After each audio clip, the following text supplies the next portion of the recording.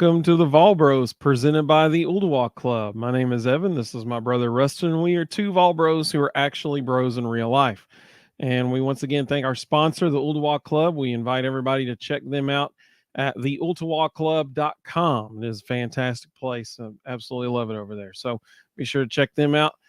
Rustin, thank you for joining us from Missouri tonight. Thank you. He's on the road again. And so we appreciate him joining us. We want to hear your thoughts about what happened last night. But Rustin, we'll start with you. What were your takeaways from that game?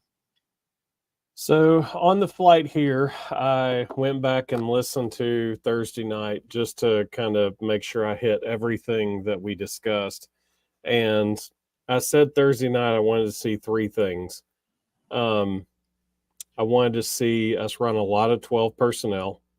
We ran the ball 43 times for 143 yards, and a lot of it was out of 12 personnel. I said I wanted to see a lot of design quarterback runs. There was only 5. And Nico carried the ball 8 times. 3 of those were scrambles. So, I hope that the reason we didn't see more than 5 was the coaching staff watched how Vanderbilt played Alabama, and they're hanging on to a few quarterback runs for Alabama because Vanderbilt really hurt them with that. And then I said I wanted to see a lot of one-on-ones with Chris Brazzell getting targeted. Brazzell was definitely targeted more than he's been in the past, but I think we all saw he needs a whole lot more. That guy's a player. He needs touches. I would go so far as to say he needs 1 out of every 3 plays to be headed his direction. I hope Nico learned from that jump ball he threw down the sideline that he can just throw it up and Brazzell will go get it. Even though he was out of bounds, it was a phenomenal catch, showed he can go make highlight reel catches. That guy needs more targets. He needs the ball. Well, I think my main takeaway was we won. It was not pretty by any means, but we won. And to say we won against Florida is something that we have not been able to say very often in the recent history. So that's a good thing that we won. I think the second most important thing that came out of that game was how injured is Keenan Peely. And that is a massive loss for the defense if he's out. And it did not look good by any means. It hasn't been confirmed, but early reports are he's done. I mean, that's what it would look like based on what he was doing on the sideline as well as Heupel's comments. It's not looking good. My other takeaway from the game was we had 2 touchdowns, and I say actually 3, but I'm saying 2 because 2 were on the same possession. Yeah. We had 2 touchdowns that we never got to see because the ball was overthrown to deep receivers who are wide open. Florida's DBs could not keep step with our receivers. They just couldn't. The first one was to Squirrel White. Squirrel, to his credit, tried to make a play, laid out for it, ended up hurting his arm on the play. I think that's probably was re-aggravating what was injured last week. Yeah. The second one was Chaz Nimrod. Just overthrew it. Well, that one was the deep ball down the sideline, and it wasn't even close to being on target. It was. He threw it out of bounds. 3 yards out of bounds. I mean, it was not a good pass at all. And then the third one was also to Chaz Nimrod. If we just hit one of those, just one, that's all. So just 1 out of 3, 33%. If we just hit one of those, we don't go into overtime.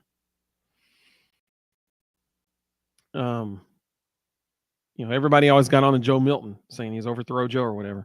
Well, just hit one. I mean, that's all I'm asking. Just hit one of those 3. And there is no overtime.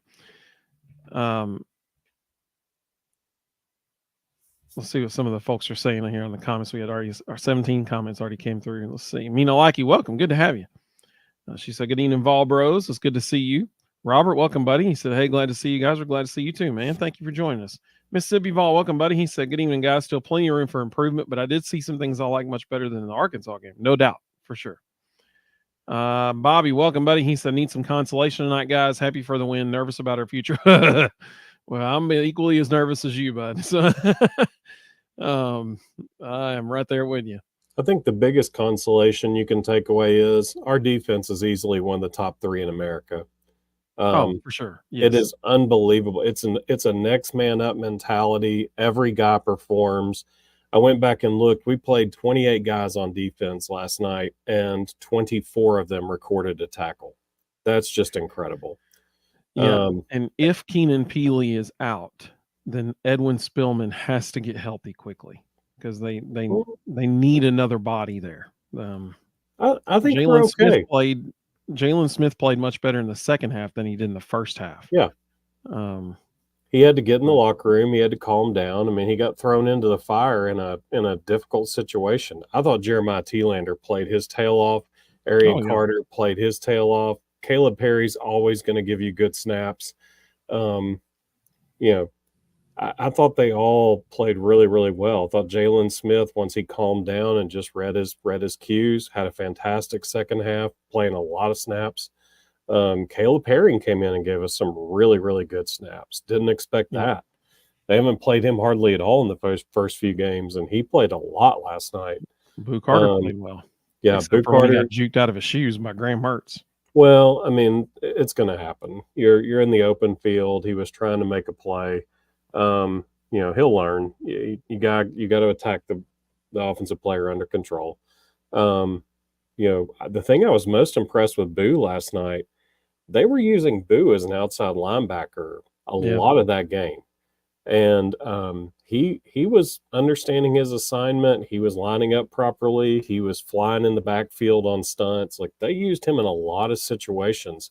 I thought the best call the entire night, they sent Boo on an outside blitz, and they twisted Amari Thomas and James Pierce inside. So the quarterback saw Boo coming off the edge and totally lost James Pierce and ran right into him. It was a beautiful call. It was anytime Boo comes in the game, they're about to send him at the quarterback.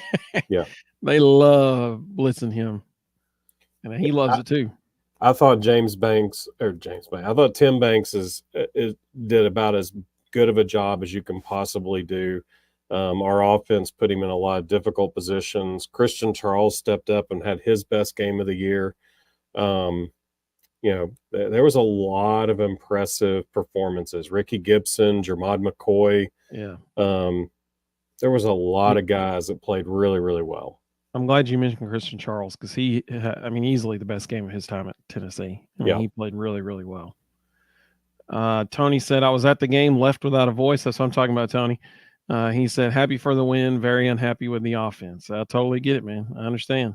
Absolutely. Well, if it's any consolation, so is Josh Heupel. If you heard his post-game comments, he's beside himself.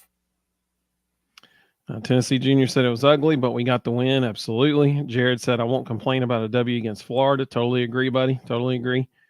Tennessee Junior said, "That's facts for Chris Brazzell. He needs the ball." He does. One thing that I thought was interesting, did we target Brew McCoy a single time last night? Twice. One time, Chaz Nimrod ran the wrong route and ran right in front of him. Oh, yeah, that's right. That was in the fourth quarter. Yeah, and then there was another time Nico tried to force a ball to him, and there was no chance. Let's see. Eric said, "What's up, all bros? A win is a win is a win, even though it wasn't pretty on offense. A win is a win." Hey, I agree. So the defense won Tennessee the game last night, no doubt about it. And the offensive tackles need to improve badly. Agreed. I found it fascinating how in the point of the game where we could have been conservative play calling, we got more aggressive than we had been the whole game, and that was in overtime. I think when they go back and watch this back, I think Josh Heupel's actually going to be really happy with the decisions he made. When I was watching it, play calling wasn't the issue. The calls he was making were there. Execution was the issue. And, multiple times he dialed up what I thought was the perfect play call, and they just didn't connect. Yeah, I mean, like I said, 2 touchdowns, really 3, but 2 were on the same possession, but 2 touchdowns that we missed just because we overthrew the guys.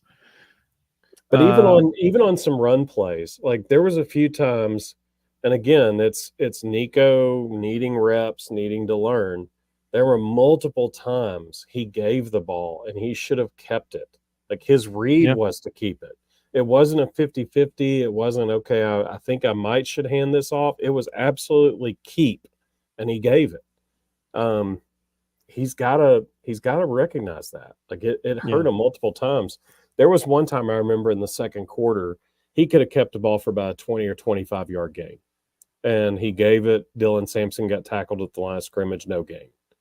It was just a terrible read. Like, he's just got to see it. Yep. Monica, welcome. We're glad you're with us. Glad to have you. Sam said Squirrel's tough, but he's not healthy right now. Yeah, you're exactly right. Dude's tough as nails. I'll be very surprised if we see him this Saturday. He was playing on sheer adrenaline. That dude's got a lot of injuries. He's tough as nails. I'll give him credit, but I mean, he's hurting. You can tell. Yeah. Win is a win. We played the whole game competitive and won. That's absolutely correct. Totally agree. Leroy, welcome, or Leroy, welcome. Good to have you. He said, "What's up, guys? First time, I'm glad you're with us.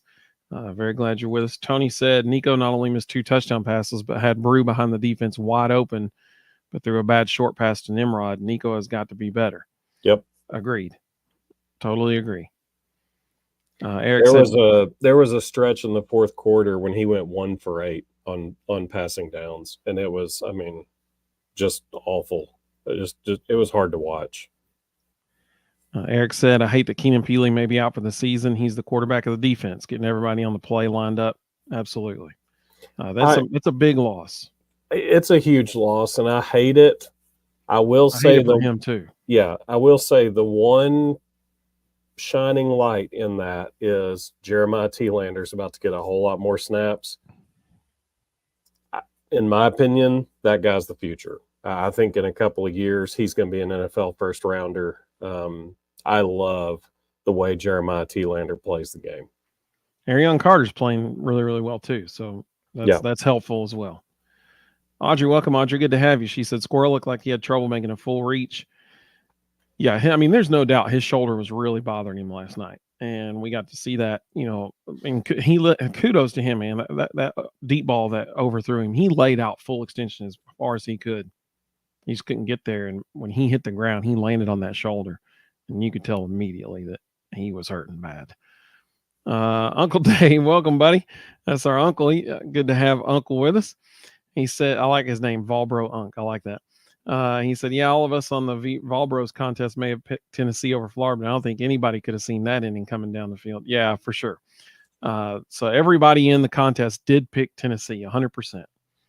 And thankfully we all got it right. There was one other thing that jumped out at me, and I loved it.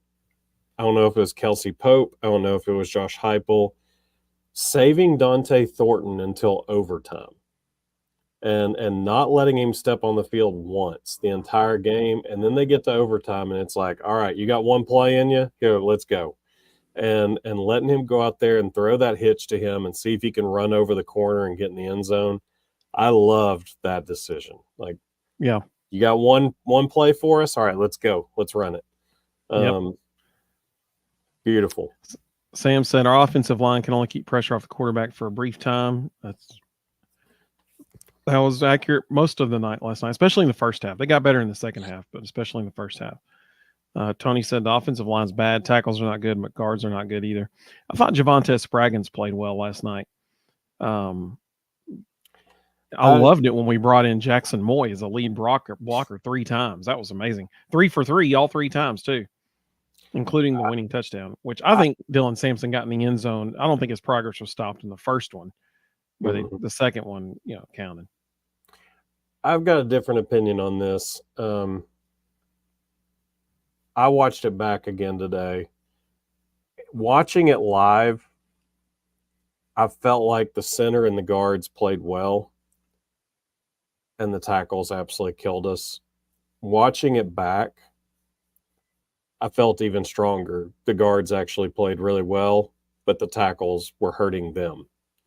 There were multiple times Andre Carrick was doing his job, and Lance Hurd made him look bad.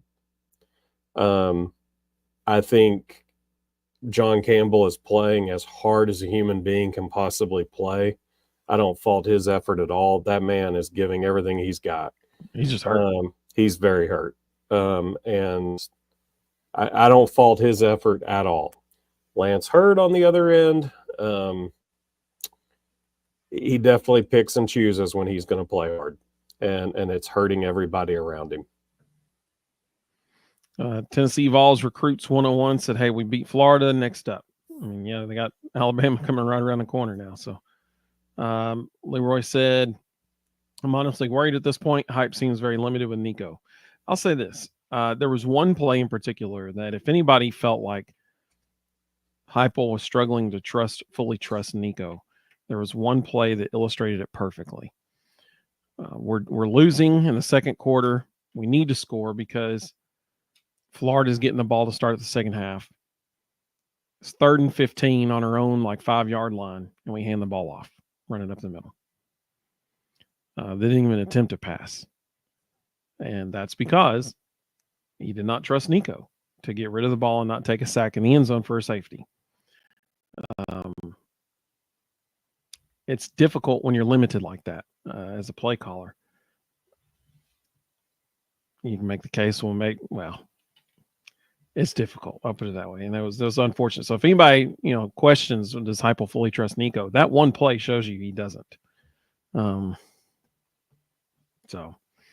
Tennessee Junior said Jalen Smith was lost a few times. I agree, especially in the first half.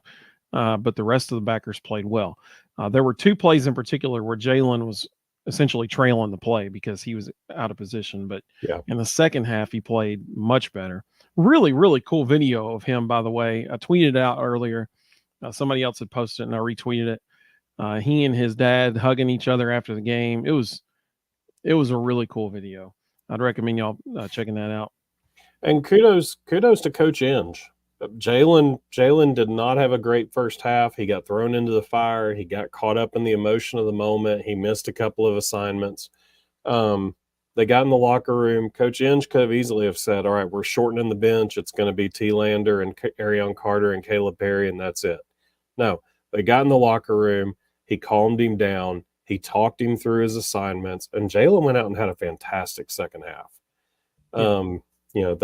That's what really good coaching looks like. And Jalen responded well. Reese, welcome. Good to have you. They said at least they finally have Jermon McCoy fielding punts. If they would have had him back there, the Arkansas game, we would have won. So I don't think people were happy with that fair catch when he had about 20 yards of space. And I think that the coaching staff talked to him about that because that last punt return was huge. That was absolutely huge. Critical in that moment. He did drop the one that terrified me because we almost gave him the ball back on the 6-yard line, but he picked it up and gained some yards, so that was good. I have one issue with Jermod McCoy returning punts. Put Boo Carter back there. I don't understand why we're not seeing him returning punts. The kid is electric with the ball in his hands. Yeah. He has returned punts his entire career. Anyone who's ever watched Boo Carter play, the first thing they bring up is, holy crap, don't punt the ball to him. I'm sure Jermod McCoy is I'm sure they're choosing him because he's reliable, he's steady. They're not concerned of him putting the ball on the ground. At this point, you got to find offense somewhere. And for real. And Boo Carter can be instant offense. I do not understand why he's not returning punts. Yeah, if people like seeing him rush the passer and stuff on defense, just put the ball in his hands and see what it's like. It's pretty entertaining. And even Mike Eckler in the preseason, he talked about how good he looked returning punts. I'm like, yeah, okay, if we're going to talk about him publicly doing it, why is he not getting a chance? Yeah. Jared said, I thought Boo Carter played very well. I agree. I mean, it was his best game of all yet, for sure. Mississippi Vol said, I agree, Russ. T-Lander is as solid as they come. Dude will hit somebody. I mean, Yep. he is not afraid of contact, no doubt about it. He made he was pumped up about Boo as well. He made one mistake all night. On Florida's final touchdown, that was on Jeremiah T-Lander. They were in a Tampa 2. He didn't get deep enough. That post route should have been a tougher throw because T-Lander should have been deeper downfield. He hovered, and he's supposed to be continuing to drop. That was on him. That's not on the safeties. Balls time, thank you so much for that super chat. We really appreciate that very much. They said need to get the holding penalties under control for sure. I think part of it's just because they're hurt and they can't move fast enough, and so they're holding. Yeah. The one that on the first scramble that Nico had out to the right that John Campbell got called for. I mean, if that play happens 10 times, he probably gets called for hold 9 of the 10, just because he's rolling out towards his side. He doesn't know Nico's scrambling toward his side, so he sees the guy start taking off. So, I mean, I that's a tough one. But you're right. They're killing them. They're just drive killers. You know, you're marching down the field, and all of a sudden, your whole drive gets stalled out because of it. Let's see some of the other comments coming through. Thank you for that super chat, by the way. Really appreciate that. And we got 311 folks watching with us right now across all 3 platforms. So we appreciate all y'all joining us. Rustin is actually traveling, and he's in Missouri right now. He told me that the Wi-Fi in the hotel wasn't that great, so he might have to join from his phone. So he'll probably join us here in a second. Let's see. Tennessee Vols Recruits 101 said, wait till the offense gets in sync. Well, that's the thing, man. We're halfway through the season. It needed to have been happening already. He said, when that happens, it'll be one of the best teams Hype had. I agree. But we're halfway through the season, so we need that to happen sooner rather than later, for sure. Let's see here. What else we got? Tony, welcome. Tony said, should have never went to overtime, 3rd and 17, and Banks brings no pressure. It made me sick. And yes, I know the defense played very well. Let's see. Yeah, that was a backbreaker, man. When I'm glad they didn't go for 2. I'll put it that way. Sam said the competition in the SEC is crazy. From first to worst is not as big of a gap as it is in the past. You're 100% correct. That is exactly right. Yep. The SEC is a gauntlet this year. When you look at Tennessee's schedule, the only game left that is a cupcake game is UTEP. Mississippi State is no longer a cupcake game. Mississippi State gave Georgia everything that they wanted and more in Athens yesterday. So that is not a cupcake game anymore. They have a tough road ahead of them. Let's see. Tennessee Vols said that line needs to raise their hands. They held us a lot too. Yes, they sure did. I agree. Yep. Tony said Napier helped us a lot. He made some stupid calls. Yes, he did. That 4th and inches jet sweep was the most bizarre decision I've ever. Your quarterback is a monster. Just get under center and fall forward. It's an automatic first down. Yep. I did not understand that at all. Sam said the atmosphere at the game was reported to be awesome. This had to make a positive impact on the recruits. Yeah, a really cool tweet from Louis Reddick earlier today. He was one of the announcers last night, and he was talking about how incredible it was. When people walk in kneeling for the first time, especially a night game, and it's checker kneeling against Florida, man, that place is going to be rocking, and it sure was. I love the video Cole Kubelik tweeted out earlier today. It was of a camera on top of the stadium, and it's shaking because the whole stadium's shaking. It was really cool. Wes Rucker said tonight that twice during the game the press box was shaking, and he said it's rare that happens. That was a good indication of how loud it got. Absolutely. Kevin, welcome, buddy. He said, go Big Orange. Absolutely. Bobby said, I loved our overtime strategy. Oh, man, they were aggressive. It was fun to watch. They were like, we're not selling for 3. We're just going to go score 6 right now. Zach, welcome, buddy. Good to see you, man. It's been a while. Good to have you. He said, hey, everyone, could you be happy, mad, and sad on a win all at the same time? Yeah, for sure. Yep. For sure, buddy. Tony said, I don't care what anyone says. Going for it on fourth down on our own 10-yard line was stupid. Yes, I know he picked it up. Yeah, that was a gutsy move. I'll put it that way. It was a bizarre decision, but at the same time, I think he was feeling desperate. I think he was like, we've got to do something to provide some kind of energy because the offense was just so bad. Yeah, I couldn't believe he did it. It worked out, thankfully, but then it ended up stalling out, and we had to punt anyway. So, but yeah, you're right. That was gutsy, no doubt. Kevin said, talked with a Bama buddy Saturday after that game. He said a win is a win. I couldn't agree more after last night. Yeah, Bama certainly had another scare yesterday too. And somehow they didn't move in the polls and Tennessee dropped 4 spots. And I was like, okay. Unreal. 3. Let's see. 3 spots. We went from 8 to 11. Oh, there you go. Which made absolutely no sense regardless. Mr. Osborne said, good evening to all. It's always great to celebrate a win, especially over the Gators. Absolutely. He said, if our offensive line can improve our pass protection and give Nico time, we can exploit Bama's DBs. I agree 100%. If Nico and wide receivers can be in sync. Yeah, if he's not overthrowing people, we can tear him up. Seriously, we can. Because Georgia did. It's like we said the other night. Vanderbilt gave us the teach tape on how to beat Alabama. Go 12 personnel, create one-on-ones on the perimeter, and go attack their young corners. I mean, that's all Vandy did all game long. It was just power run, quarterback counter, attack the edge. That's all they did. And kudos to Mr. Osborne. He went 9-1 in the Pick'em Challenge this week. The only person to go 9-1. Very impressive. Very impressive. Zach said he's happy we won, but he's mad that we're 11th now and sad that we possibly lost Keenan Peely for the season again. Yeah, man, I totally agree. 100%. Sanjay, welcome. Good to have you. So I think we beat Alabama, but not Georgia. Every SEC game is going to come down to the wire. I agree. Yep. 100%. Totally everybody's learning that. I mean, even after our game ended last night, you had Kentucky and Vanderbilt going down to the last possession. You had Ole Miss and LSU going into overtime. Like, it's unbelievable. It's so much parity. Robert said, hey, welcome. Good to have you, Robert. He said, if we sit Squirrel White this week, wouldn't he have 2 weeks to get better? Yes, because they have a bye week after the Bama game. Yep.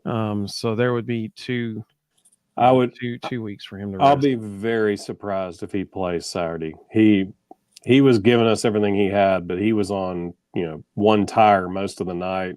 One shoulder was falling apart. There was one time toward the end when he finally came out for good.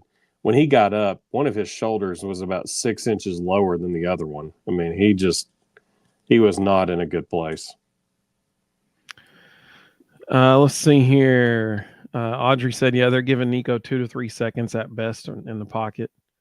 Sam said, not sure you can be a legitimate Vol bro if you don't pick Tennessee because everybody picked Tennessee in the Florida thing.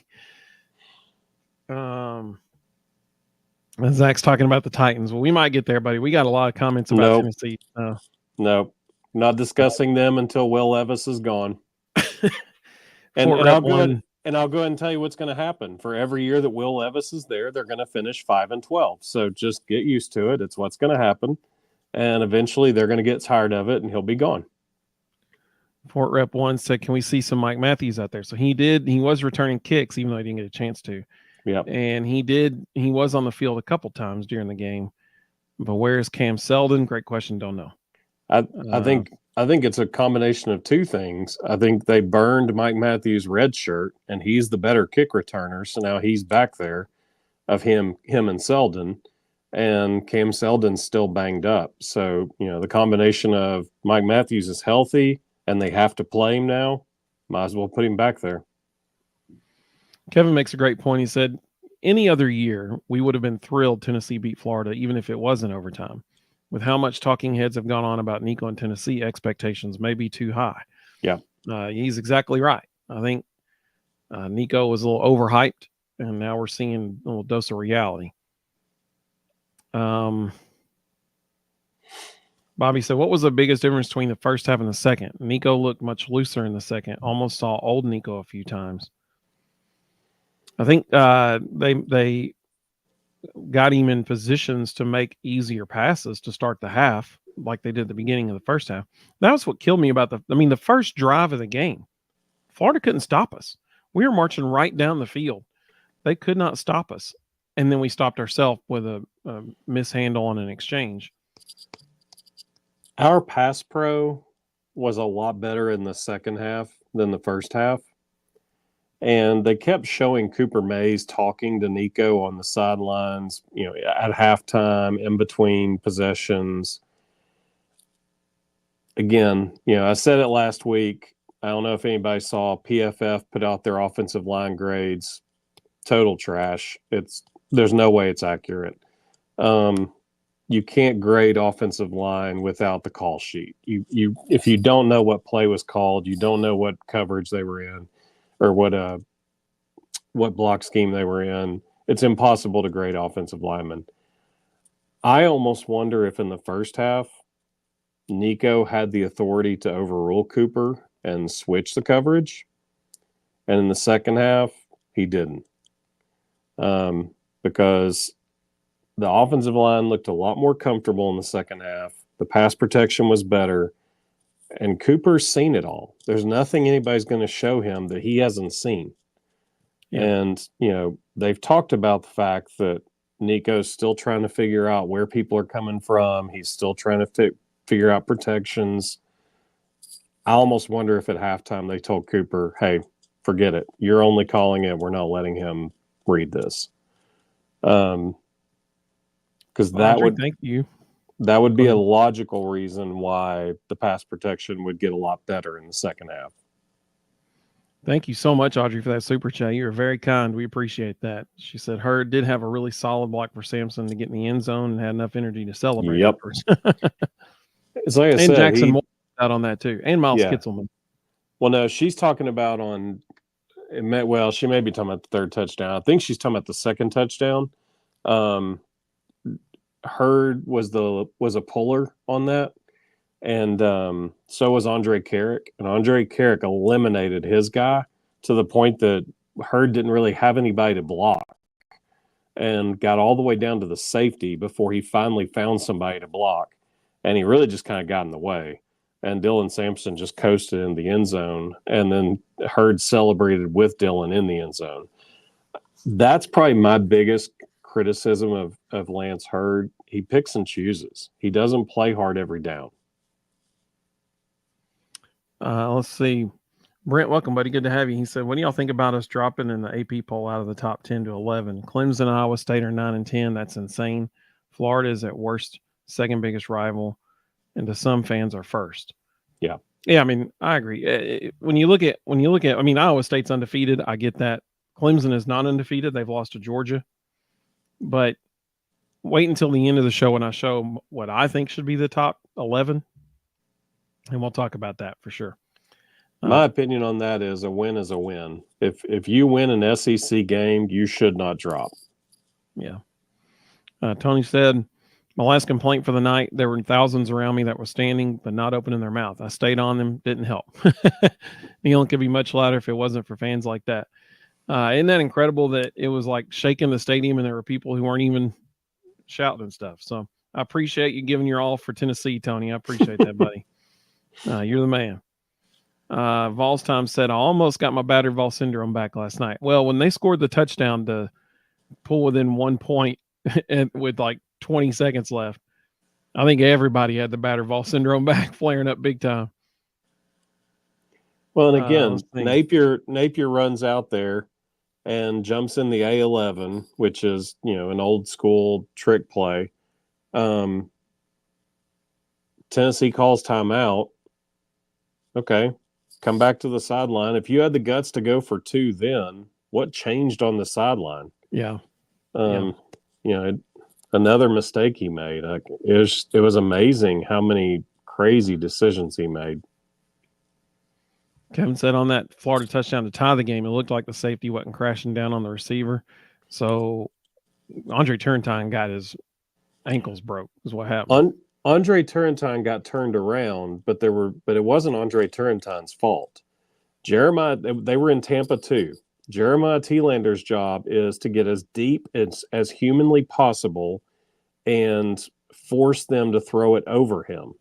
He was at a normal curl zone depth. He wasn't at a safety depth. And yeah, it's an easy throw when the guy doesn't get to his spot. But also, Will Brooks, the ball was on the hash. So Will Brooks is essentially responsible for half the field. That's cover 2. Andre Turrentine had the middle of the field to the left sideline. Will Brooks had the middle of the field to the right sideline. Will Brooks never got over.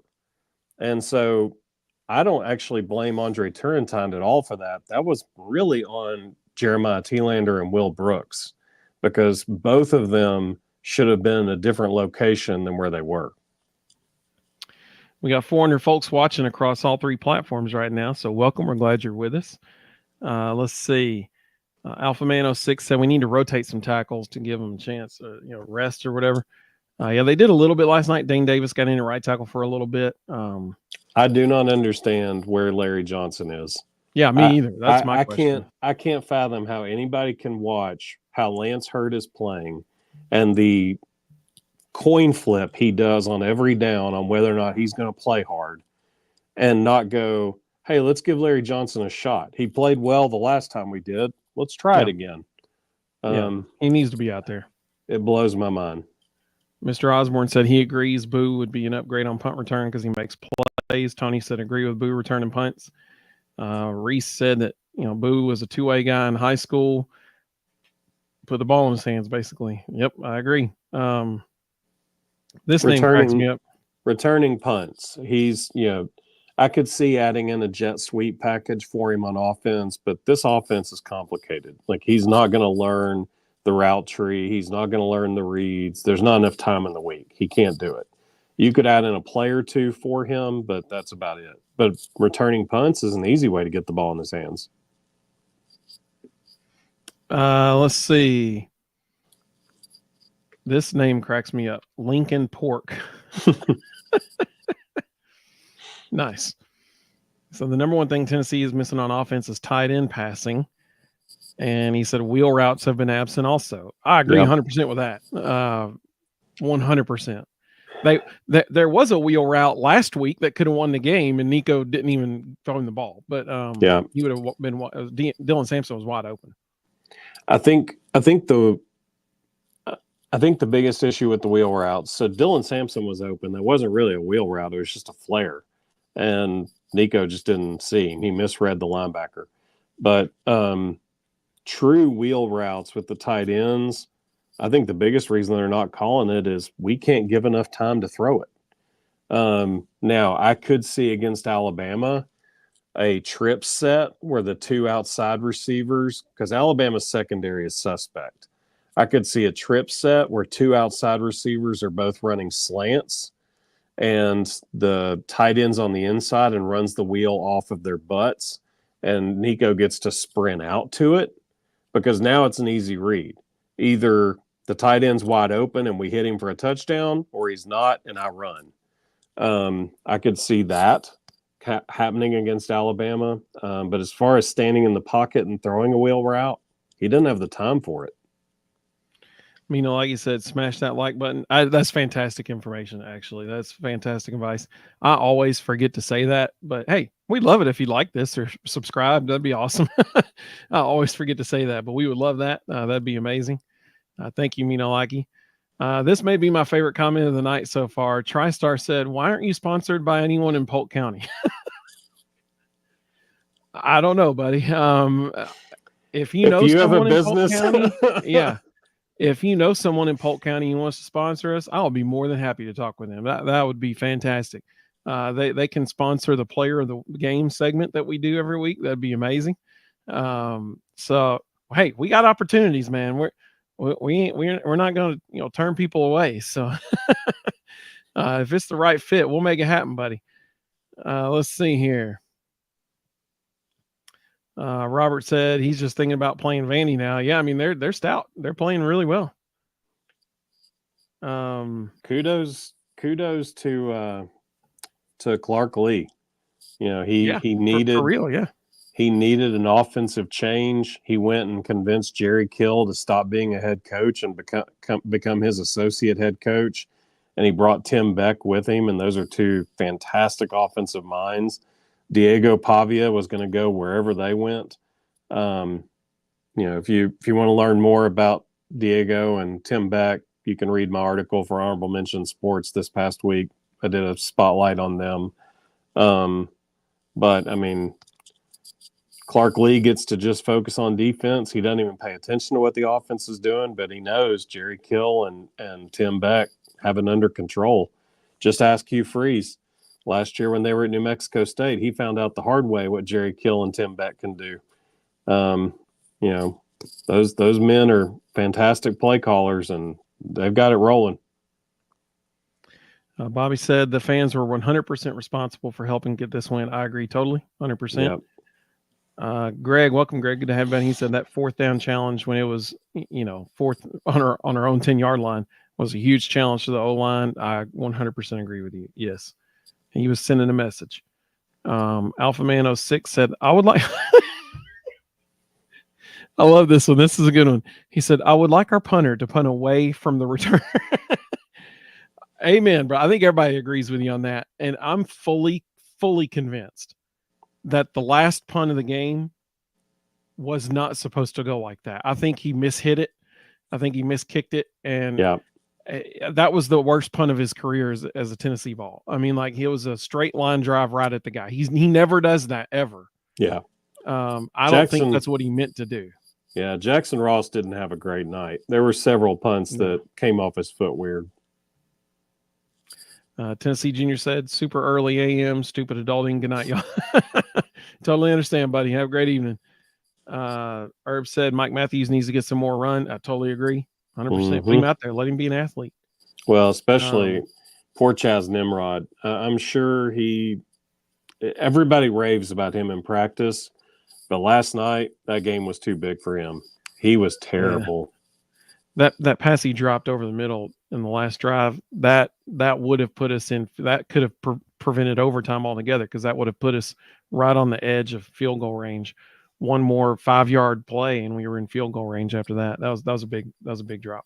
Well, I mean, the ball that Nico was throwing to Brew, and Chaz Nimrod stops his route right in front of him and creates a pile of people. And then looks around like, what's going on? And, you know, Brew is clearly telling him that's not your route. It was a rough night for him. Let's see. I'm trying to catch up, so I'm gonna skip down a little bit. Balls Time said Clark Lee, I mean, is a legit Coach of the Year candidate. I mean, I think that's fair at this point. Marcus Freeman needs to be concerned, because I guarantee you there's some people at Notre Dame that are looking around going, maybe there's our future. TriStar, thank you so much for that super chat. I appreciate that very much. He said, fire Glenn Ellerby. I appreciate the super chat. That's awesome. Thank you. Jared said Nico was comfortable in moving the ball until he fumbled that first possession. Then it was like back to run up the middle. Yeah. They were clicking on all cylinders in that first possession. And then that botched exchange when he was trying to pull it, it shot all the momentum. Let's see. You know, like he said, I find I'm so familiar with my heart attack balls, expecting too much is still foreign to me. Yeah, I totally understand. Zach said, looks like Rustin's been doing arm day. It's just the angle of the camera. The Wi-Fi died, so I had to join my phone. It's the beauty. I'm pulling a Cole Kubelik. I'm shooting everything from hotel rooms now. Lincoln Pork said, thank you for your thoughts, guys. Good points. We appreciate that so much. Mississippi Vol said, I can hit the like button. You can hit the like. Heck, we all can hit the like button. Hey, I agree, man. That'd be awesome. I would love that. That'd be fantastic. We got 400. I just dropped to 426. 426 people watching across all platforms right now. So we appreciate y'all watching. Always stick with the higher number. Let's see. Tony said, except for Hurd, the rest of the offensive line are 4th to 5th year starters. Why are we not dominant there? I think it's Heupel's buddy Ellerby. I know y'all like him. I don't. You're right. I mean, it's 4 to 5 year starters. I don't think that I would look at the right side of our line. That's the strength of our line from Cooper, Javonte Spraggins, and John Campbell Jr. Unfortunately, John Campbell Jr. is hurt. Cooper and Javonte Spraggins are both playing really well. But you're right. I mean, there needs to be some. I mean, like Rustin said, get Larry Johnson III out there. Give him a shot, man. Like he played well the game that he was out there last time. I think Glenn Ellerby is a great coach. I think he's also making a huge mistake right now. And both things can be true. I actually disagree on Andre Carrick. I've watched that game twice. I thought during the game he played well. Watching it back, I thought he played well. I think the interior line did a great job. Are they going to have busts every now and then? Sure. It's part of it. It's going to happen. But I felt like Cooper, Andre Carrick, and Javonte Spraggins all played very well last night. I thought Lance Hurd was an absolute liability and needed to be off the field. I thought there were times when Lance Hurd made Andre Carrick look bad. And it's hard to tell Andre Carrick, hey, don't help out that guy next to you, just do your assignment. It's hard to say that to a guy. So I think there are many times when Andre Carrick gets hurt by Lance Hurd. I'll be the first one to say I have no idea why we're not giving Larry Johnson a shot. It makes zero sense. I don't know how Glenn Ellerby can stand on that sideline and watch him do the things that he does and not rotate. I mean, at least put Larry Johnson in there for a series to get Lance Hurd's attention. Sure. Maybe that'll force him to play hard every down. And then, as I said earlier, John Campbell had some issues last night, but I don't know that anybody on that field's playing harder than him. He's playing with a lot of injuries, and he's given us everything he's got. Zach is helping us all out here with some valuable info. He said, local fact, Reba's new show's based in Knoxville. There you go. Thank you, Zach. We appreciate that. I did not know that. Mr. Jones said, let Nico run. That'll open up lanes for Sampson and passing lanes. So that's what Rustin's been saying for a couple weeks now. He's like, they need to use Nico's legs more. We called 5 quarterback runs last night. I said Thursday night, we need to try and get him 100 yards rushing. Like, he needs 10 to 12 carries a game. Oriole Puppy Dog said, I'm sorry, but I was ready for Gaston Moore to come in starting the second half. Not saying Nico's not good, and I know he's inexperienced. I just don't get it for $8 million. So here's the deal. Rustin and I were actually talking about that too. I tweeted it out at halftime.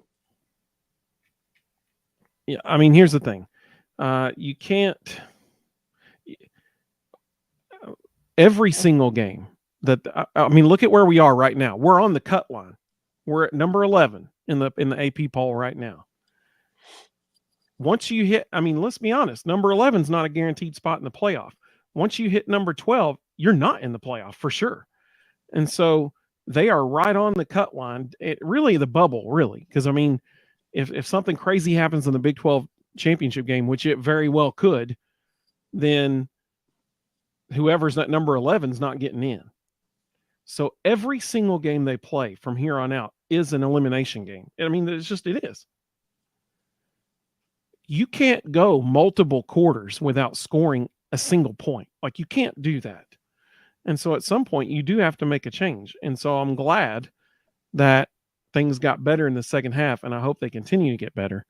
But you weren't the only person feeling that, Oreo Puppy Dog. Trust me. And there is such a thing as just letting the young kid watch for a second. Like, just because Gaston Moore comes in doesn't mean he's taking the job and Nico's never going to step on the field again. Like, he was allowing the emotion of the moment to affect his eyes. And, there's such a thing as letting the senior veteran walk in there, run a series or two, let Nico calm down, watch it from a different angle, see what's available, and then let him go back.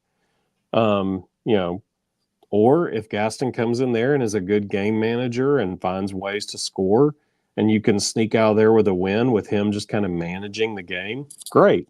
Then you got the whole week to get Nico, in the film room, watch and learn from what Gaston did, and then start him against Alabama. There's nothing that says that you have to bench a guy and he's just done, unless it's Will Levis. But outside of him, you can let an older guy go out there and show the young guy how it's done, and then give him another shot. I do wonder, would we have thrown the ball on 3rd and 15 if Gaston Moore had been in the game? No. Probably not. Probably because not. the offensive tackles were struggling to keep people out of the backfield, and 3 out of our 4 receivers are banged up. So no. Yeah.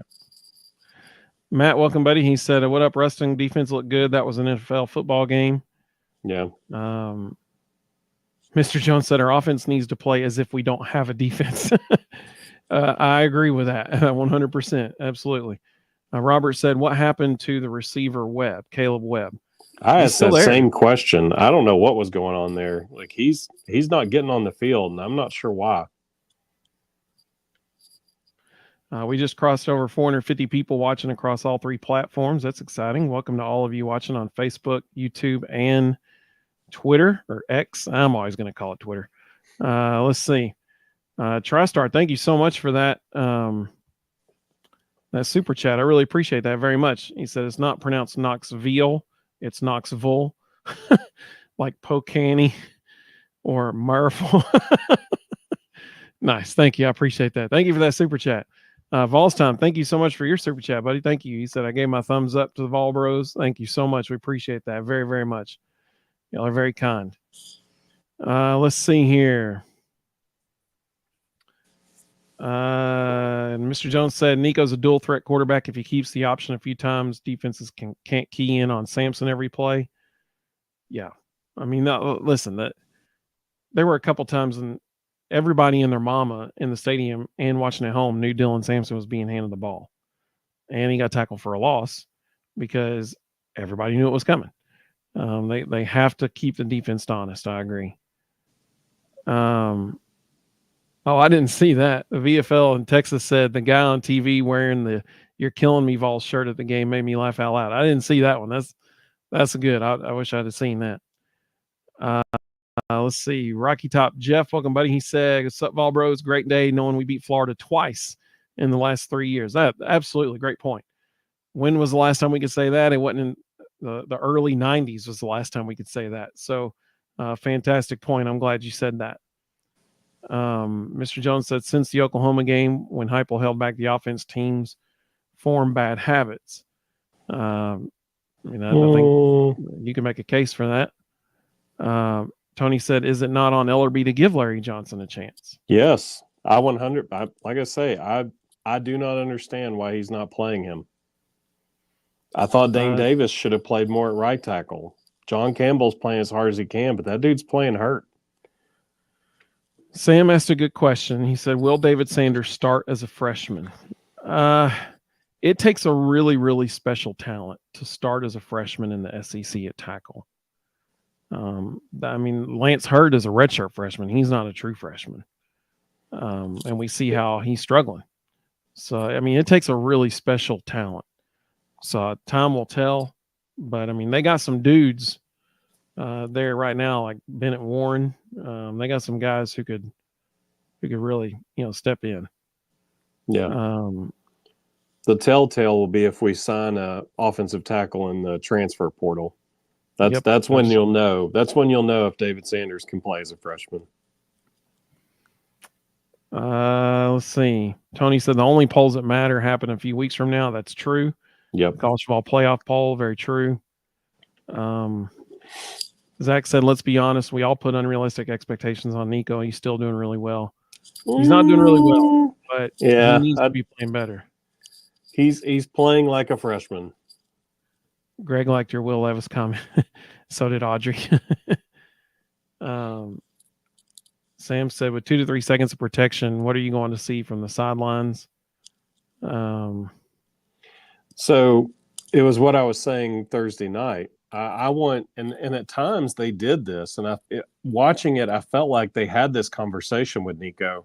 I want first read, check down, run. In 2 to 3 seconds, you can do that. And I felt like there were times when he did it, but it wasn't enough.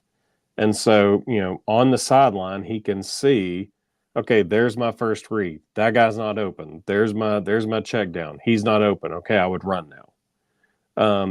Sometimes the game slows down for you when you can get out of the fray and just see it from a different perspective. Mino Aggie said, Zakai said when he was injured and on the sideline, it afforded him the opportunity to see things he wasn't able to see while on the court. Yep. It's a fair point. Matt said, tell Rustin this is Matt from the facility. I know. Let's see. Mr. Jones said, Heupel didn't want to put too much on tape for Bama. Now we're going to light him up. I hope so, man. Rocky Top Jeff said, going to give y'all a shout out on my channel. Hey, I appreciate that very much. So y'all go check out his channel too. Mr. Jones said Samson scored 2 touchdowns in overtime. I agree with you on that. Sam asked, how much more of a special talent does it take if you're the number 1 offensive tackle in the country? I mean, I get that. But I mean, Lance Hurd was a 5-star as well at LSU last year, true freshman. He couldn't get on the field. I mean, there aren't many true freshmen playing at a high level in the SEC at tackle. You might see one sneak in at Arkansas or something like that, but Mississippi it's not State, normal. I'll put it that way. I mean, like there's that dude for Alabama like 4 years ago. That it's not a common thing. I'll put it that way. Listen, I hope he comes in. He's a gangbuster, man. He's killing it. I hope so. That would be a welcome addition for sure. But everybody you talk to, including college coaches, they all say in college football, offensive line is a developmental position, and so we'll see. We'll see what happens. I mean, I hope he comes in and tears it up. I mean, the reality is he's going to compete for the job because Dane Davis graduates. John Campbell's going to be gone. I mean, he's going to have the opportunity to win the job for sure. No doubt. Audrey said development for the offensive line seems stagnant. Help me understand that. I don't understand it. I mean, my gut is that Glenn Ellerby is just an old school offensive line coach who is always going to go with the older, more experienced guys. But at this point, I don't understand why we're trotting out 2 tackles that are trying to play injured, and one of them isn't even playing hard. I don't get it. Oreo Puppy Dog said Nico needs to roll out more and take some pressure off the line. They tried that, so they started each half with that. The first play each half was a rollout, same exact play, just a different side. Well, it was the same side of the field. It's just going opposite directions. Same exact play. Same exact play they started the Arkansas game with, and then we had a man down the field that brought it back. So, I mean, I was happy to see, we did some rollout. We ran a bootleg. We had an arc zone read. We haven't run that yet all year. We talked about that about 3 weeks ago. Where was that play? We finally ran it, where the tight end releases and lead blocks for Nico off the zone read. They ran it one time, and he got like 8 yards. But I don't know why we're not running more design reads for the quarterback. So Alpha Man 06 said, when can we see Sham Umarov? Well, he's a guard. And so he's also injured. Yeah, so he is probably we're not gonna see him until next year, honestly. As far as like meaningful snaps and stuff. Zach said, good night, everybody. You have to get up and go to Atlanta at 4 a.m. Whoa, that's early. Hope you don't hit traffic in Atlanta. Hopefully you can get through there before the traffic hits. Jared said, I don't see why people want to compare Hendon Hooker and Nico. I mean, it's like comparing a 24-year-old veteran to a 20-year-old redshirt freshman. I mean, if Nico is still at UT when he's 24 and a couple of years under his belt, it's like we're paying someone $8 million and we overlook he's a redshirt freshman that's only started 7 games in his career.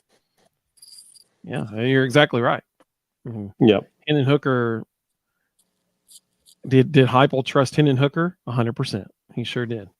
Not in year one. And that's what I want to see is I want to see the Hendon Hooker year one playbook for Nico. It was simpler. It was a lot of one side reads. It wasn't as complicated as the full playbook. And I want to see him simplify things for Nico and let him stop thinking so much. Sam said, I like to see Tennessee roll the pocket. And like I said, that it was successful all 3 times they've done it the last 2 weeks. Yeah. Will said, your team lost last week. My team lost this week. Will, who's your team, man? You got to let us know who that is. Audrey said, not blindside tackle, though. That's your insurance for your quarterback. For sure. No doubt. Matt said, David Sanders could arguably be the best player in this class. He will be day 1 starter. We'll see. I mean, that's a big statement for especially offensive tackle in the SEC. He said also Boo Carter and Jeremiah Thielen are freaking dudes. I agree with that. Yes. Balls Time said nothing that's happening in the SEC this year is normal. I agree totally. Mr. Jones said, put our defensive line in front of Nico. Bet they'll move some bodies in. Yeah. Well, we did actually yesterday with Jackson Moy 3 times, and it worked all 3 times. Tony said, Tony Vitello, Josh Dobbs, and Trey Smith fired everybody up at the game last night. All 3 were on the Jumbotron at different times as they came out on the field. Yep, that's awesome. Let's see. And Tony Vitello, this is crazy. Tony Vitello had 10 recruits on campus for that game. 5 of them are projected first rounders. He had 5 first rounders on campus at the same time. Yep. Sean said, I feel like there were things to grow from in this game. Not that way at the Arkansas game. Yeah, I think that's a fair point. Rhonda, welcome, Rhonda. Good to have you. She said, last night my watch kept telling me to breathe. So I understand that. She said, so I hope against Alabama we have more points. I totally understand that. Yes. I hate it when my watch does that. It tells me to work out all the time, and I'm not listening to it. Like, you're not going to tell me to do that. Audrey said that Heupel trusted Hendon in year 2. Yep. Sam said, I want to see Nico play like Hendon. But Lance Hurd is not Darnell Wright. Correct. I agree. Unless Darnell Wright, there's a case study in playing tackle in the SEC. He didn't really start succeeding at that until his 3rd and 4th year. Then he ended up being a first-round draft pick. So sometimes it just takes time. Will said he is an Ohio State fan. That was a rough one. Bit, Will. That was a rough one. But the Guardians are making it to the ALCS, so that's good. Yeah, that Ohio State Oregon game was nuts. That was pretty wild. Mississippi Vol said, yes, the SEC is totally drunk this year. Yep, it sure is. Mr. Jones said, are the wide receivers not blocking well on the outside? We used to hit those quick screens for big plays. Yeah, that's a good question. There have been a couple times when they've straight up missed blocks. You could go back and watch, especially the one I'm thinking of. It was either Arkansas or Oklahoma, one of the two. Dude just totally whiffed on the perimeter. That is interesting. One thing we haven't done yet that I want to see us do against Alabama, when we're in 12 personnel, those 2 tight ends don't always have to be attached. Like, they don't always have to be up in the box. I would like to see us go with that double stack look that Josh Heupel has shown in the past, where there's 2 receivers stacked on top of each other as far out as humanly possible, but let the front guy in front of both of them be tight ends. So now we're throwing the screen to Chris Brazzell with Miles Kitzelman lead blocking for him, rather than Squirrel White with Chris Brazzell lead blocking for him. Let's get some meat out there and throw it to the playmaker with somebody in front who can go pave the way. I'd love to see us do that against Alabama because Bama's got some small corners. Like Holden Stays and Miles Kitzelman could cope at a hurting on some of those corners. Yep. Audrey said that is a huge problem for Nico. It's no fun to get the snot knocked out of you by someone you don't see coming at you. Yeah, totally agree. Audrey also just sent us the play she was talking about, and so I'm going to try to share the screen here. Let's see. Was it the second touchdown? It was the second touchdown, the 23-yarder. Yeah. So Andre Carrick does a fantastic job right there, eliminates the lead guy, and then Hurd just gets to get in the way. Man, it is survival. Lance Hurd pull. Carrick right there eliminates the backer. That's a really tough block for a pulling guard out that wide. Andre Carrick does a great job getting in the way and getting that guy on the ground. It's not beautiful, but it's effective. Matt said, here's another thing. Arkansas game, 3rd and whatever. We had man coverage at the top, and DB was playing off coverage, the safety blitz. Either A, the receivers don't know the option routes, or B, Nico doesn't have full control to call a hot route.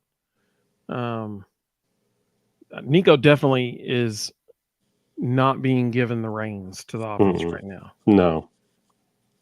Sean said, how about Sampson? 15 touchdowns. He's a dude. Yeah, he's just I think 4 away from the single season record. Yeah. Rushing touchdowns. I mean, that's incredible.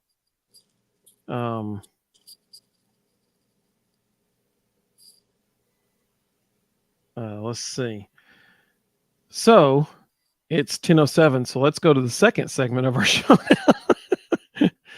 We got 480 people watching across all 3 platforms. That is awesome. Thank you all so much. We appreciate you all so much. Let's combine segment 2 and 3. This is going to go forever. Okay. So player of the game and play of the game. Well, I think player of the game, if your answer is anything other than Dylan Sampson, you're wrong. I mean, yeah, I agree. But there were some dudes who deserve some serious recognition. You mentioned a lot of them earlier. Yeah, Jermod McCoy had a phenomenal game. Yep. Dude shut down the perimeter. I mean, like, that was, in my opinion, Jermod's best defensive game of the season. And that's saying a lot, especially after the Oklahoma game. He had a phenomenal game. James Pierce Jr. had an incredible game. He played so well, especially the strips for the fumble and the recovery on the 1-yard line. Huge play in the game. Yeah. Joshua Josephs had a phenomenal game. Multiple incredible plays. Christian Charles. Yeah, Christian Charles had a great game. When Joshua Josephs, that 3rd down play that stopped them and we got the ball back, when he put his hand up and knocked the ball out of Lagway's hand as he was throwing it. Just a huge play in that moment because the receiver was open. So just a huge play in that moment. But if Dylan Sampson doesn't play, we lose by 3 touchdowns. You're exactly right. So, I mean, that's why he was my player of the game too. I mean, no doubt. He had 3 he had all the touchdowns. He was the offense. And really 4 if you count the one that he scored before. We lose if he doesn't play. Play of the game, I've got James Pierce on the goal line, strip and recover, because if they score right there, we lose. Yeah, that's you're right. Audrey said Dylan Sampson and the entire defense, her player of the game. Mr. Jones said Dylan Sampson, absolutely. Matt Jetter said both Carter and T. Lander as well had great games. Jared said Boo Carter was his player of the game. Definitely Boo's best game is of all so far. Like he said, Dylan Sampson. Of all time, Smokey was the player of the game. I like it. Oreo Puppy Dog said the punter. Mr. Jones said the field goal kicker. The punter actually didn't have a very good night. Jackson Ross probably had his worst game as a ball. Yep.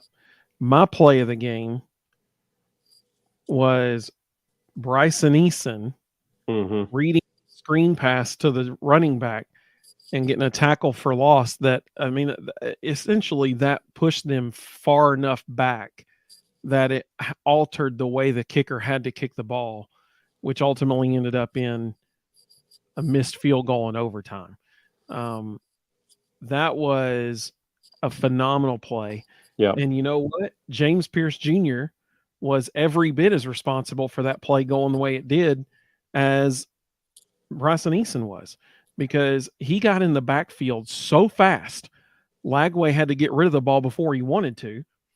And the two linemen weren't able to get up and block Bryson Eason as well because the ball was getting out of the quarterback's hands so fast. And Bryson Eason was able to split them. Incredible play by him and make an awesome open field tackle. I don't know what, 7 yards behind the line of scrimmage.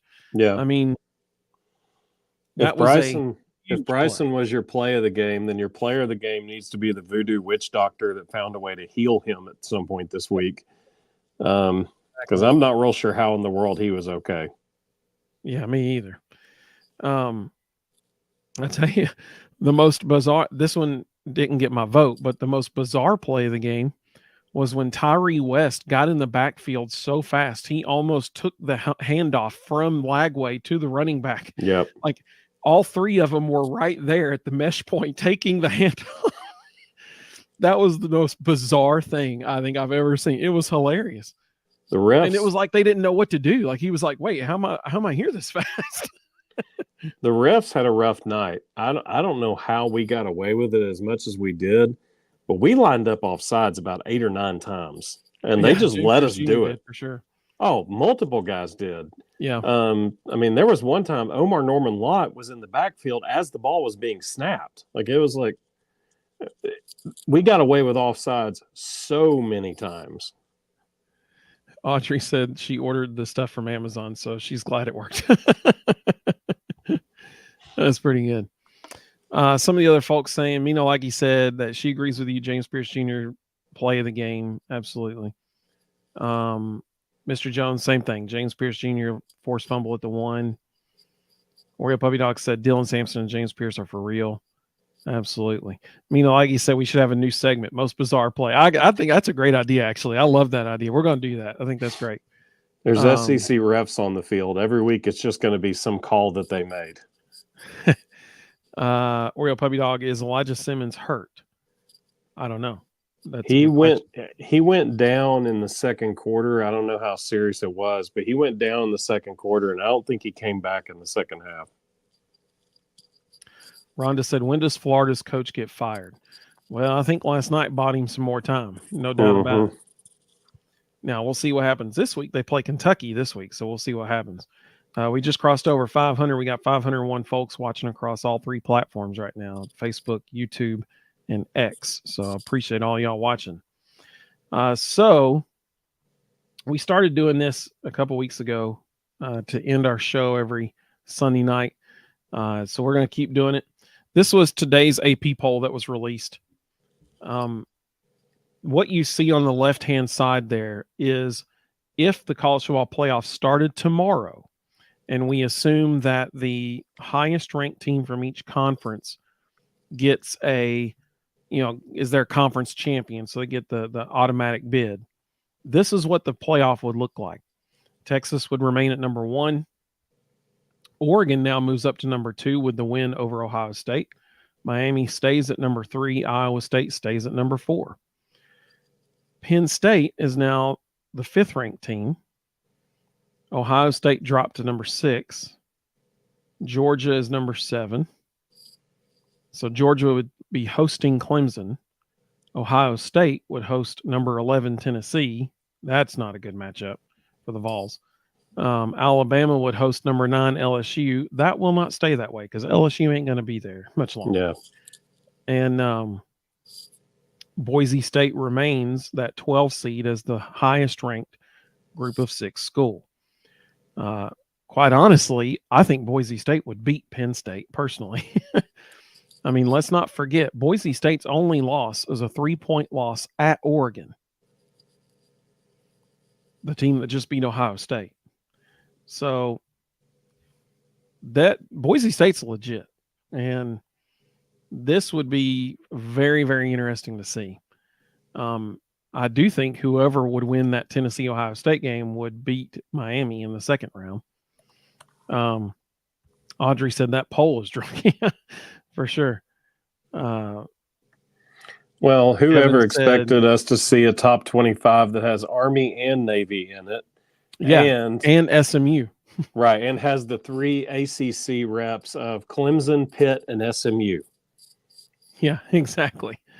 And Indiana in there too. Yeah.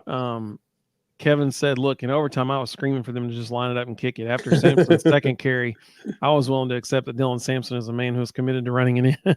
Yep. Yep, totally agree, man. All right, so now we're going to get real controversial.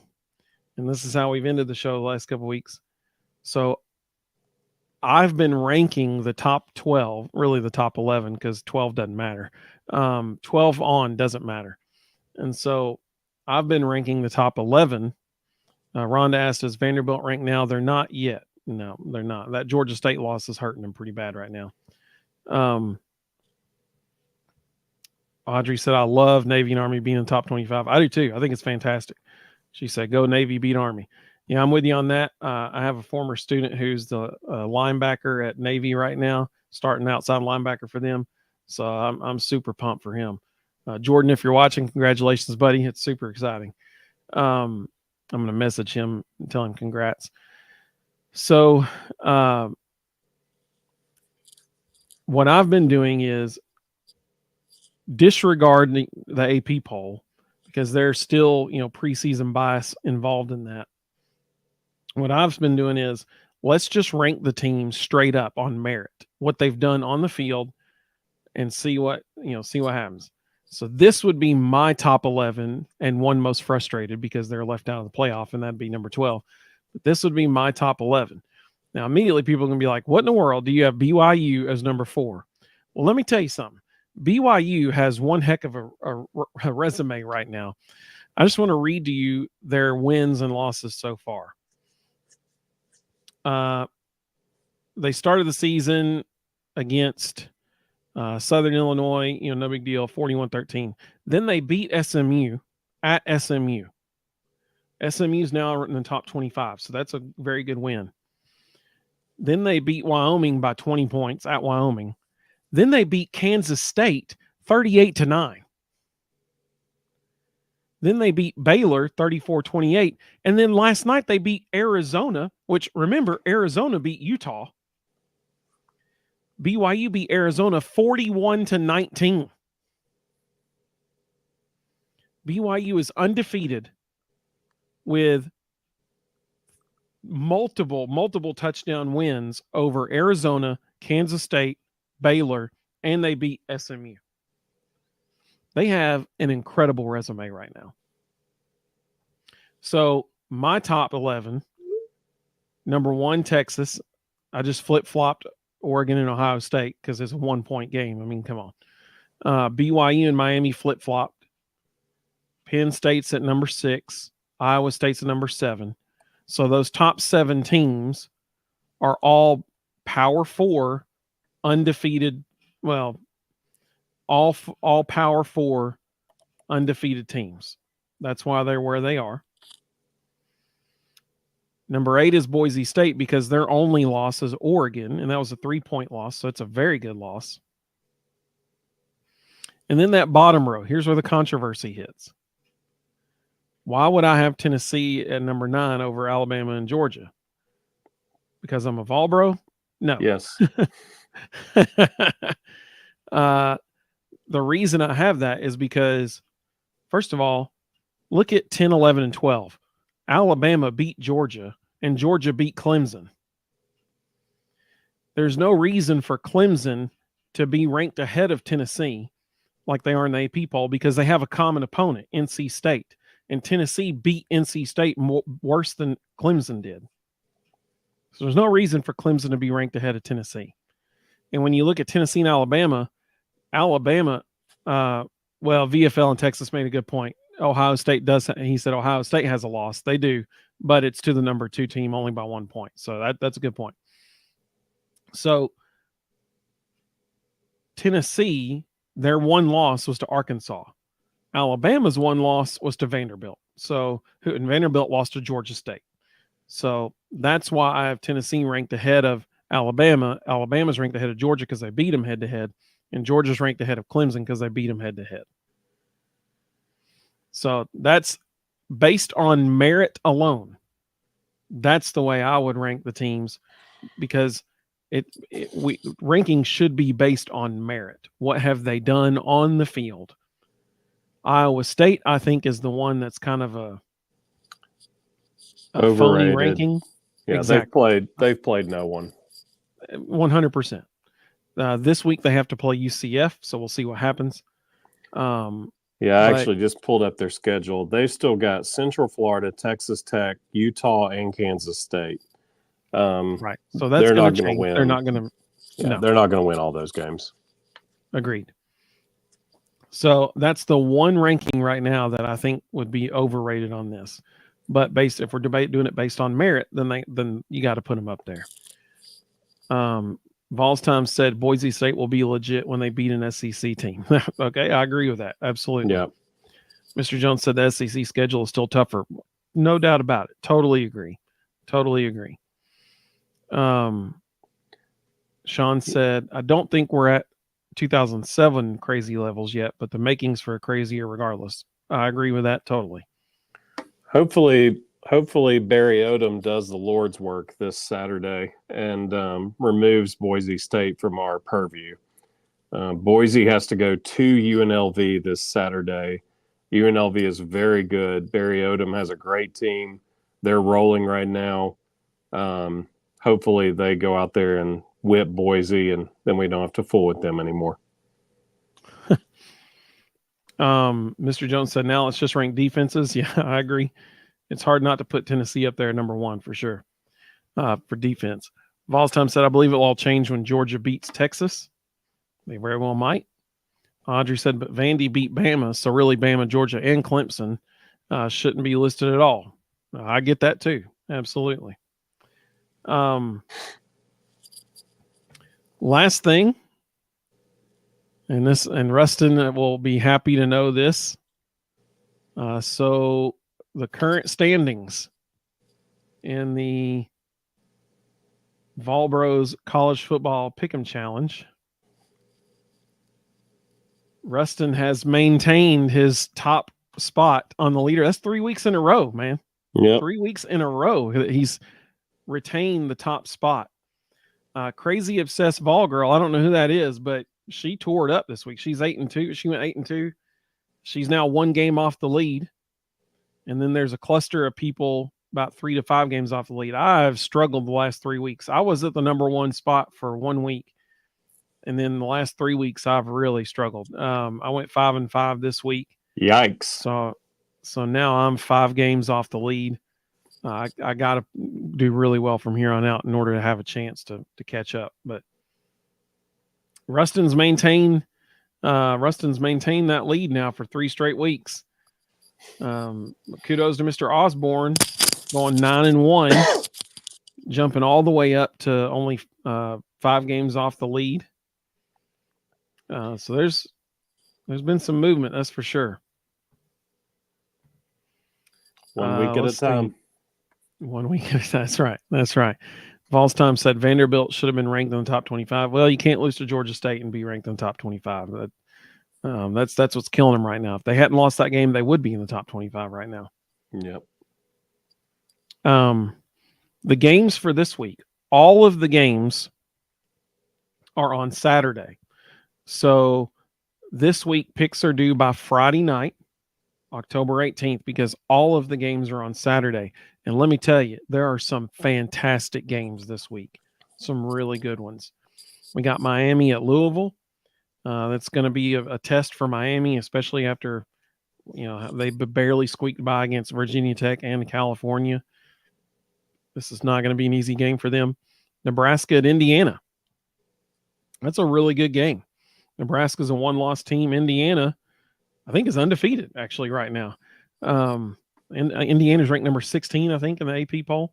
Yeah. So big game for them. South Carolina at Oklahoma. if you had asked me 3 weeks ago if this game would have been on this list, I would have said no. But South Carolina is playing very, very well. I mean, they almost beat Alabama. Obviously, the third Saturday in October, Alabama at Tennessee's on the list. Notre Dame at Georgia Tech. That's going to be a really good game. Michigan at Illinois is a top 25 matchup. LSU at Arkansas. I really hope Arkansas beats LSU because that's going to make that loss for Tennessee look better. I really hope Arkansas does that, pulls that one out. Georgia at Texas. Big time game, man. Huge game. UCF at Iowa State. This is really Iowa State's first test. And so I hope UCF reveals who Iowa State really is. And if Iowa State's legit, then I guess we'll see that this weekend. And then we got Kentucky at Florida. I never thought I would have put that game on there, but I had to because how do you pick that? I mean, like, it's going to be a really good game. I will say this. Alabama at Tennessee. Alabama opened as a 1-point favorite today. So that is the slimmest of margins already, according to Vegas. It's going to be a phenomenal football game. Both teams have not had two really good weeks here leading into this game, so it's going to be very interesting. I love what Sam said about Tyler Barron in the Miami-Louisville game. He said, Tyler Barron's going home. Well played, sir. Well played, Sam. That was a good one. So all those games are due by Friday because all 10 games are on Saturday this week. The best game of the weekend's on Friday. Oh, Utah and Arizona State? UNLV and Boise. UNLV and Boise. Oh, I got you. There was another game Friday night. I think it was Utah at Arizona State, something like that. That was going to be a good one too. I can't remember. It was maybe it was Arizona. I can't remember. There's another good game that night too. Or no. It was Oklahoma State and BYU. That's who it was. Oklahoma State, BYU. They're playing on Friday night. Oregon's playing Purdue Friday night also. Not sure why Purdue agreed to that. Yeah. And that classic Big Ten matchup. Well, I mean, if you've got only so many home games in the Big Ten, why would you let one of them happen on a Friday night? Just weird decision. Yep. Well, we really appreciate everybody joining us. We have 520 people watching across all three platforms right now. We really appreciate that. And we thank the Ooltewah Club sponsoring our show. Thank you so much. Everybody can check them out at theooltewahclub.com. Really just a really cool place. It is just a fantastic place. Very family friendly.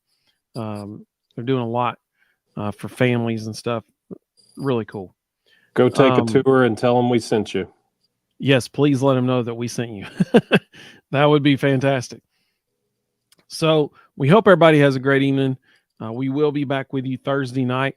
We have a special guest Thursday night. I think you're really going to enjoy who we're going to have.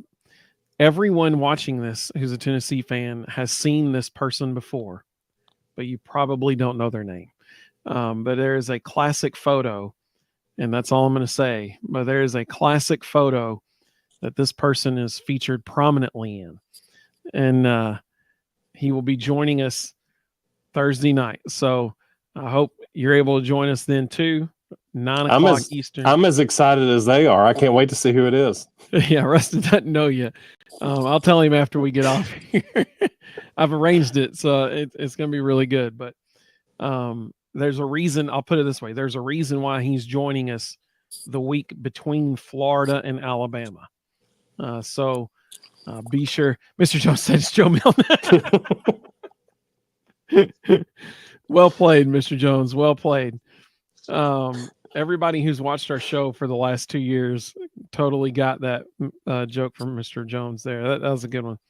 Rhonda said, great show. Enjoyed it. Go Vols always. Hey, thank you so much, Rhonda. We really do appreciate you joining us. Mr. Jones said he's still mad at Purdue and the rest that robbed us of the ball game. Actually, that Dylan Sampson touchdown that wasn't a touchdown in overtime, the first one reminded me of that, actually. VFL and Texas said, great show, guys. Go Big Orange. Hey, we appreciate that so much. Mina, like he said, best show out there. Hey, we appreciate that so much. Thanks, bros. Go Big Orange. Everyone have a great week. That's in order. She said, Joe, I'll be here. Yeah, it's not Joe Milton, but it is somebody that I think everybody's going to love to hear because it's a fascinating person. Sam said, thanks, bros. And we appreciate you so much, man. He said, go Big Orange. Absolutely. So we hope everybody joins us Thursday night, 9:00, YouTube, Facebook, and Twitter or X, whatever you want to call it. So hope everybody has a great evening and go Vols.